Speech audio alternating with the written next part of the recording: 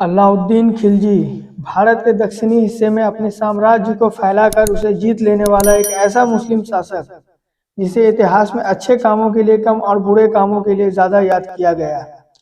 खिलजी को किसी ने खूनी हत्यारा कहा तो किसी ने निरकुंज और किसी ने अनपढ़, लेकिन सब ने उसे एक सफल और युद्ध के लिए योग्य सेना नायक जरूर कहा।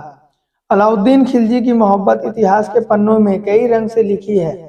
पद्मावती के साथ खिलजी के संबंध पर इतिहासकारों ने बहुत ज्यादा तो नहीं लिखा है, लेकिन जिसने भी लिखा है उसने विवादों को शब्दों में समेटकर मोहब्बत की दास्तान बयां की है। अलाउद्दीन खिलजी खिलजी वंश का दूसरा शासक था। कहा जाता है कि अपने जुनून के बल पर ही वो युद्ध में विजय प्राप्त करता था।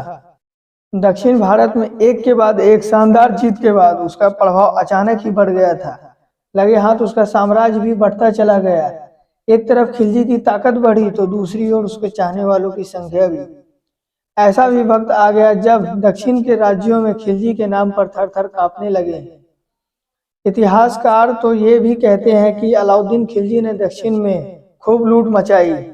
1250 ईस्वी में अलाउद्दीन खिलजी का जन्म हुआ था। बचपन का नाम जूना मोहम्मद खिलजी था।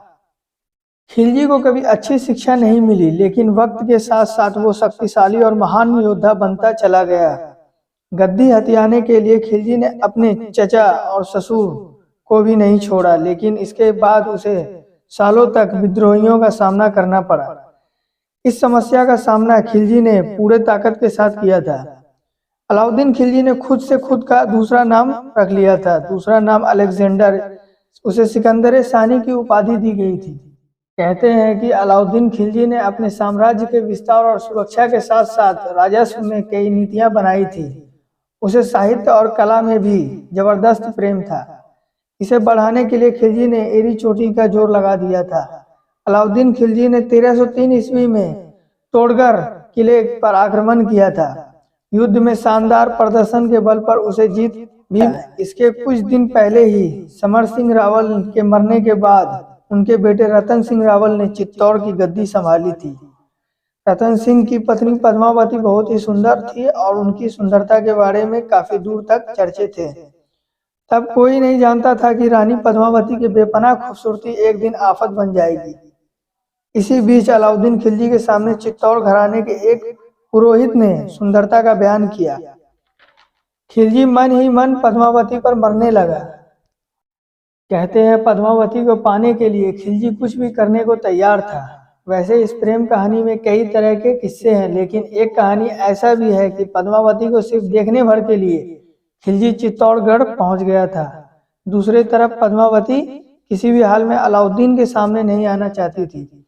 उसे काफी मनाया गया तो वो इस बात के लिए तैयार हुई कि खिलजी चाहे तो उसे आईने में देख ले। पद्मावती को आईने में देखने के बाद उसे पाने के लिए खिलजी हर चाल चलने को राजी था। इसका नतीजा यह हुआ कि रतन सिंह को अपने किले में ही खिलजी ने बंदी बना लिया। खिलजी सिर्फ दो बातों के लिए राजी था, या तो पद्मावती चाहिए या फिर युद्ध होगा। बाद में दोनों तरफ से स्थिति इतनी विकट बन गई कि युद्ध ही आखिरी रास्ता बचा। युद्ध में रतन सिंह मारे गए, हजारों सैनिकों की मौत हुई। कहते हैं कि इसके बाद पद्मावती ने जौहर का रास्ता। पद्मावती किसी कीमत पर खिलजी के साथ जाने के लिए तैयार नहीं थी। पद्मावती ने खुद को चिता के हवाले कर दिया। इसका अंत इतना बुरा होगा ये बात खिलजी खुद भी नहीं जानता था। खिलजी के लाख चाहने के बाद भी पद्मावती के अफसाने में सिर्फ उसे राख ही नसीब हुआ। वैसे इतिहासकारों ने अपने अपने हिसाब से अलाउद्दीन और पद्मावती के प्यार के बारे में लिखा है। 1316 ईस्वी में 66 साल की उम्र में अलाउद्दीन खिलजी की मृत्यु हो गई।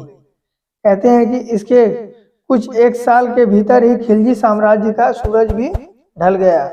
हिस्ट्री से जुड़ी और भी वीडियो के लिए हमारे इस चैनल को सब्सक्राइब करें, लाइक करें एंड शेयर करें।